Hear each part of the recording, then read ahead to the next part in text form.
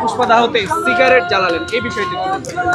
আচ্ছা, এটা হচ্ছে আমার একটা প্রতিবাদ ছিল। আমি আসলে সিগারেট খাওয়ার পক্ষে না। আমার কথা হচ্ছে ছেলে এবং মেয়ে উভয়ের ক্ষেত্রে যদি সিগারেট খাওয়া অপরাধ হয় তাহলে উভয়ের ক্ষেত্রেই জরিমানা বা দণ্ড থাকবে। কিন্তু আমাদের সমাজে আমরা শুধুমাত্র এক পেশে সবসময় প্রতিবাদটা দেখি। এক পেশে প্রতিবাদ আমাদের কাছে পরিষ্কার, যেটা আসলে কোনো স্বাস্থ্য সচেতনমূলক প্রতিবাদ না, এটা আসলে মেয়েদেরকে দমিয়ে রাখার প্রতিবাদ। তার বিরুদ্ধে আমার লালমাটিয়াতে সেদিন আমাদের দুইজন বোনকে তারা হচ্ছে শারীরিকভাবে লাঞ্ছিত করেছে। তারা কয়েকজন এলাকার ময় মুরব্বী মিলে তারা সম্ভবত সিগারেট খাচ্ছিল এই ধরনের একটা কমপ্লেন করে তাদেরকে শারীরিকভাবে আঘাত করা হয়েছে, যার তীব্র নিন্দা এবং ধিক্কার জানাচ্ছি। দেশে যদি তারা কোনো অপরাধ করেও থাকে সেটা আইন শৃঙ্খলা বাহিনী দেখবে। তারা কে?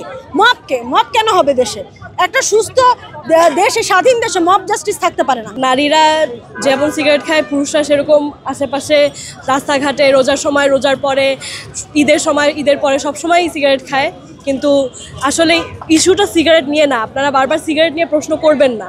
ইস্যুটা সিগারেট নিয়ে না, ইস্যুটা মানে নারীর শরীরকে নিয়ন্ত্রণ করা নিয়ে। এবং যদি ইস্যুটা সিগারেট নিয়েই হতো তাহলে এই ব্রিটিশ আমেরিকান টবেকোর মতো যে বড় বড় কোম্পানিরা এত কোটি কোটি টাকা কামায় সিগারেট বিক্রি করে, তাদেরকে ধরা হতো। কিন্তু আসলে ইস্যুটা সিগারেট নিয়ে না, ইস্যুটা মোরাল পুলিশিং নিয়ে এবং নারীদের শরীর নিয়ন্ত্রণ করা নিয়ে। স্বরাষ্ট্র উপদেষ্টার যে বক্তব্য, সেই বক্তব্যটা আমাদের ধর্মীয় যে জনগোষ্ঠী আছে তাদের প্রতি ফোবিয়া ছড়ায় এবং ধর্মীয় জনগোষ্ঠী ভার্সেস প্রোগ্রেসিভ জনগোষ্ঠীর একটা লড়াইয়ের দিকে নিয়ে যায়।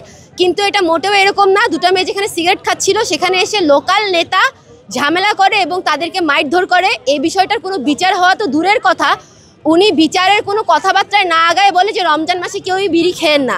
অথচ ঘটনা রমজান মাসে ঘটে নাই, রমজানের একদিন আগে ঘটেছে।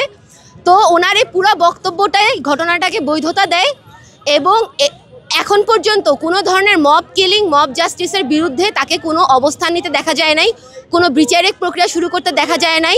তো আসলে তিনি এই মব জাস্টিসের বৈধতাই দিয়ে যাচ্ছেন বারবার তার বক্তব্যের মধ্যে দিয়ে।